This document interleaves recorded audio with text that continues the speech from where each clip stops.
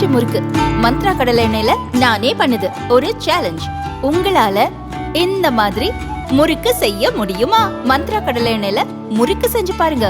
Okay.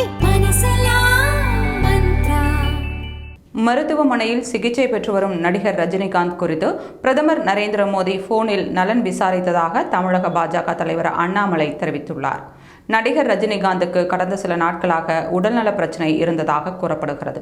இது தொடர்பாக விசாகப்பட்டினத்தில் படப்பிடிப்பின் போதே தனது மருத்துவர்களிடம் அவர் ஆலோசனை மேற்கொண்டுள்ளார். அதைத் தொடர்ந்து திங்கட்கிழமை இரவு சென்னை கிரீம் சாலையில் இருக்கும் அப்பல்லோ மருத்துவமனையில் நடிகர் ரஜினிகாந்த் சிகிச்சைக்காக அனுமதிக்கப்பட்டார்.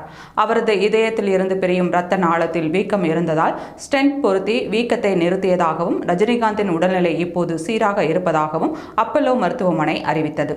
அவர் சில நாட்களில் வீடு திரும்புவார் என்றும் தெரிவித்துள்ளது. இந்த சூழலில் நடிகர் ரஜினிகாந்தின் உடல்நலம் குறித்து அவரது குடும்பத்தினரிடம் பிரதமர் நரேந்திர மோடி விசாரித்ததாக பாஜக மாநில தலைவர் அண்ணாமலை தெரிவித்துள்ளார். இது தொடர்பாக அவர் வெளியிட்டுள்ள பதிவில், ரஜினிகாந்தின் உடல்நலம் குறித்து விசாரிக்க பிரதமர் நரேந்திர மோடி லதா ரஜினிகாந்திடம் தொலைபேசியில் பேசினார்.